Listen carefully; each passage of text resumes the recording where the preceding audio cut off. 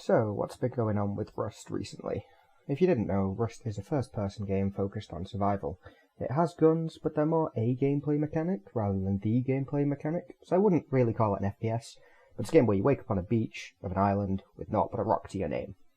The rest is up to you. No quests, no NPCs to hold your hand as you take baby steps, just you, a rock, and an island full of dudes who are mostly wearing nothing but strategically placed black boxes, unless you turn the censoring off.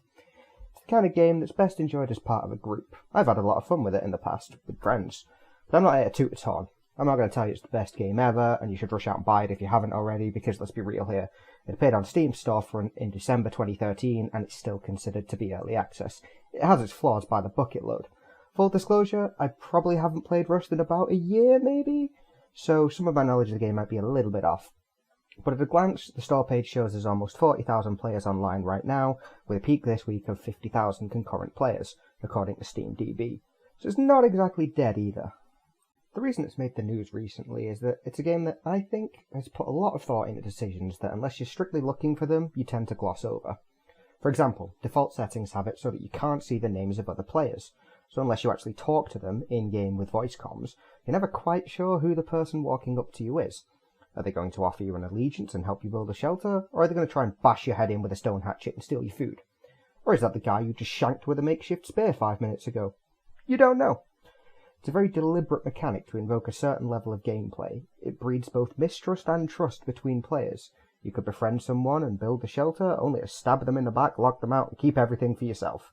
Or you could forge a close friendship with somebody out of nowhere, with nothing but a shared desire to survive. Another very deliberate feeling mechanic is character persistence. If you log out, your character just falls asleep on the ground. Whilst you're logged out, people can, and often will, break into your shelter, give your lifeless body an unfriendly introduction to whatever weapon they have for hand, and loot everything they can fit in their pockets. So you're lucky if that shelter you built lasts 24 hours. First time it happens to you, it sucks pretty hard, but you get used to it as part of the core mechanic of the gameplay. Sooner or later, you're doing it to other people. Keeps you on your toes. You can't ever get too cushy and comfortable, because the bigger a base you build, the more resources you have, the more people are going to start wanting a piece of that pie. Building an impregnable base would get boring, but instead you end up as somewhat as a nomad, moving from place to place each time you wake up dead. Or you develop a rivalry with another group that robbed you, and that can just be ridiculously fun. When you get raided and die, it takes quite a while to meet back up with your group, as spawn locations are pretty random, and there's no guarantee you'll even find them before a hungry bear does. The popular server will constantly keep you on your toes, always building, always crafting, hunting. You can't ever put your feet up and relax, and I like that. That's a good thing. But those aren't the things that have got me talking about Rust. Another decision's been made recently, and because of this change, some players seem to be losing their minds. Like the recent Tracer's Butt controversy, which incidentally was going to be my first episode, but it took too long and I feel it's too late to bother. People seem to be taking this way overboard. I'm a product of the 1990s. I grew up with the internet, so nothing its collective user base does actually surprises me anymore, from worshipping Nicolas Cage to the learning robot turned anti-Semite. But I can't help think this should have just been a non-story from the get-go. The thing about your character in Rust is, there isn't much of a character there to be had. There's no backstory. You woke up on a beach just like everyone else. There's no special snowflake introduction. You're not some awesome hero that's got to start from the bottom again. You're just an average Joe on an island full of naked, rock-wielding maniacs. Go have fun. So what are people up in arms about? Well, until recently, your character was randomly assigned. Your skin tone, face, and, just for the lols presumably, penis size were all tied to your Steam ID. You didn't get to pick it, and it never changed. No matter how many times you respawned or how many servers you joined, you would always look the same. If you spawned a white guy, you were always a white guy. Spawned a black guy, always a black guy. And apparently, the community was okay with that, because until recently, I haven't heard any complaints. So what? They let you pick your character now, and people hate that? Nope. Now you can also be female. Still random, still zero customization, still persistent. 2 sexes instead of 1. Just like your skin tone, you don't get a choice. But apparently that's a huge issue now. Why? Rust isn't a game about the identity of your character. There's no plot, no character development, no epic journey to overcome your fears or rescue an ally or defeat the evil wizard. Rust is a game of survival. Survive as long as you can before somebody else inevitably jacks your shit, runs off, and has somebody else do it to them. That's the Rust circle of life. Who you are isn't actually important at all. So why kick up such a fuss about it, just because you might be a chick now? Now, on one hand, I suppose I can kind of understand it. People often get attached to their characters in video games, and don't want to lose them. It's what stops some of us playing permadeath servers, and lets us more deeply enjoy the epic exploits of your adventure. To remove that aspect of a game is to remove a core part of most games' experience. And I'd understand that, if they hadn't been doing that from day one already. Originally, the only character in Rust was a pasty white guy.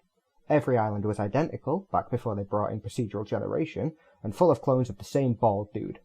So why is this any different? According to one article I read, most of the complaints are coming from Russia, and being a Dota player, angry Russian dudes doesn't surprise me at all, but I just can't see what the big deal is. Now, I'm not going to launch into some big third-wave feminist rant about how it's some big deal, because if you don't like playing as a woman, then how do you think women feel playing as a man all the time? Because fuck that. I don't believe that's a valid argument for 1 second. When the main character is a guy, it's apparently a power fantasy.